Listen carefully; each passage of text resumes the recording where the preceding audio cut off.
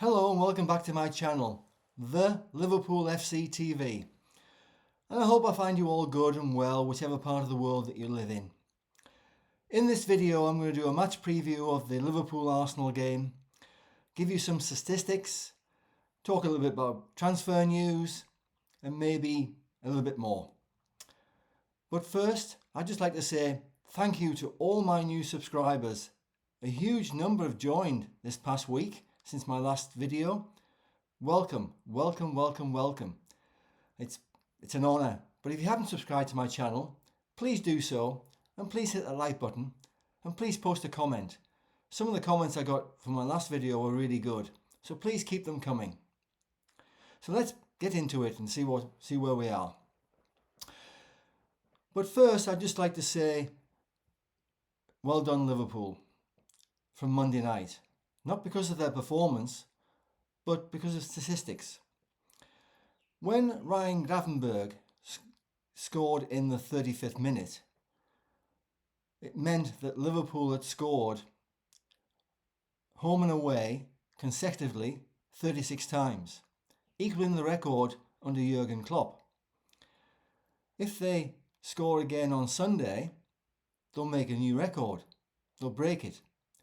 And it'll be under Arne Slot's era. So come on Liverpool, you've got a target to go for. And also that goal signified that we had scored in 22 away games in a row. Another record. It's quite remarkable at Premier League level, and all we see with defensives and the games that we play, that we can achieve such a wonderful thing. But we have. So go on Liverpool, let's nail it on Sunday. Well, I don't know about you, but I just wonder whether playing Arsenal third game into the season is a good thing or a bad thing. I'll explain. If we were playing a lesser team, would Liverpool raise to the heights that they need to improve?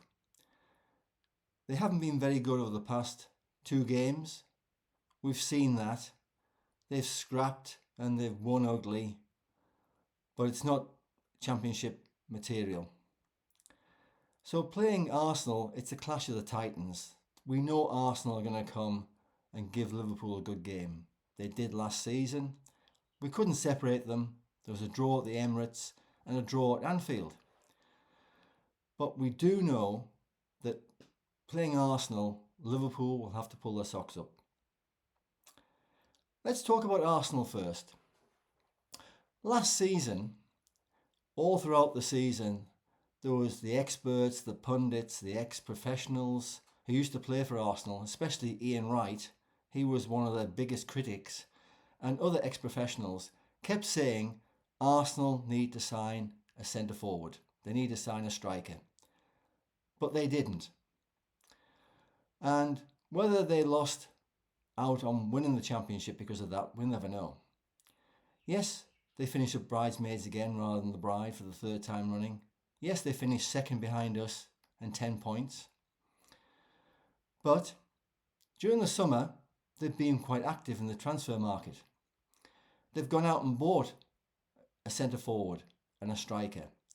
And they're putting their faith in Viktor Gyökeres, a Swedish international. He looked quite good against Leeds. He's a big strapping man. He's willing to attack defences, and he scored twice, one from the penalty spot, and he scored another one. So he's on the board, and he'll be looking for more goals on Sunday. They've also been very good. The Madueke from Chelsea, who's a very tricky winger, and also very recently, and they paraded him during the Leeds United game, which they won 5-0, Eze from Crystal Palace. Now we do know he is a very, very good player. Whenever he plays against Liverpool, whether it was home in South London or Anfield, he always gave us problems. Now he's only been there a week, so he's only had a couple of training sessions with his new teammates. If he doesn't start, he'll definitely see some game time. So he's going to be a real feather in the cap of Arsenal for this season. And also, they've got what the people consider, so-called experts, the best midfielder around, Martín Zubimendi. Now, Mr. Zubimendi made a big mistake in my mind. Last summer, he verbally agreed to join Liverpool. And then, for some unknown reason, he changed his mind and told Liverpool he wasn't going to join them. So he waited a year and now he's signed for Arsenal. So on Sunday, we'll just see how Mr. Zubimendi plays, whether he is the best midfielder around, because he's going to be up against some good opposition. If Zubimendi had joined Liverpool, and if it was because somebody said to him, don't go there, they don't win very many trophies, it was horribly wrong. And I think he made a big bad decision on that one, because in May this year, he could have been standing at Anfield with a Premier League winner's medal round his neck. But time will tell. I think eventually he'll regret making that decision, but that remains to be seen. On the injury front, they've got problems. Saka, who seems to be the catalyst who really gets that team going. I know one man does make a team, but when he's not playing, Arsenal don't play as well. We saw that last season. And he got injured again against Leeds, and he's out for at least 4 weeks, so he won't be playing. And then they've lost Jesus, he's out. And obviously, they've got problems, but they've got strength. But really, we're going to see some good players. I mean, Martinelli will play down the left. If he doesn't start, he'll come on. As I said, Madueke will play down the right, and Gyökeres will play down the centre. But you've got midfield, you've got Declan Rice, and you've got Zubimendi now, and you've got a very strong defence. And David Raya in goal is quite outstanding. Liverpool, on the other hand, they didn't have any injury problems apart from Jeremy Frimpong. We know he's out till after the international break. But everybody else seems to be fit, which is a good thing. But some of the players we've got question marks over. They don't seem to be able to complete 90 minutes. But at least Arne Slot's got virtually a full squad to pick from. So what does Liverpool have to do? Well, we do know they have to play much better. If they play like they did in the previous 2 games, they're going to hit problems. The Arsenal will come and they won't give us an inch. And if we get beat, well, people will be criticising Liverpool. Are they good enough to win the league this season and all that? So moving on to my team selection. Well, what I'm going to do slightly differently this time, I'm going to go through each player and why they should be there. So we're starting goal. Alisson. Yes, I think he should be retained. My only one criticism of Alisson from Monday night's game was conceding the second goal. I thought he came out far too early. The ball over the top, obviously Konate had his eyes on Dan Burns and not on the ball. Gravenberg couldn't get to Willie Osulu, and Osulu just knocked the ball past Alisson. I think Alisson should have stayed in his line a little bit longer and then rush out and narrow the angle. But anyway, it was a soft goal and we gave it away. But as we know, Alisson is a world-class goalkeeper. He showed it last season, and so he should be retained as number 1. Right back, well, we know Frimpong's out. Conor Bradley came on and he cameo thing from a substitution. He didn't impress me. First tackle, foul, took a yellow card. He's trained all week, but I don't think he's there yet for 90 minutes. But my man of the match and the player who got a tick, very few of them did, from Monday night's game, was Dominic Szoboszlai. He played really well at right back. Yes, he did move up into midfield and then up front later in the game. So I think he should be retained, because whoever Arsenal put on the left wing, we need to be able to stop it. We need to repel their attacks, because we know they attack down both wings. So Szoboszlai is right back. Now centre-back pairing. I don't know what's going on in Konaté's head at the moment, but obviously Arne Slot must have had a word with him. He must talk to him. Whether it's because he's on his final year of his contract with Liverpool and he hasn't signed a new one or extension, there was a lot of talk at the beginning of the transfer window when it opened that he was going to leave. But he's still there. I thought he was asleep for the first 30 minutes of the game against Newcastle, and he didn't get much better. But because Joe Gomez can't complete 90 minutes at the moment, I'm going to keep Konaté there.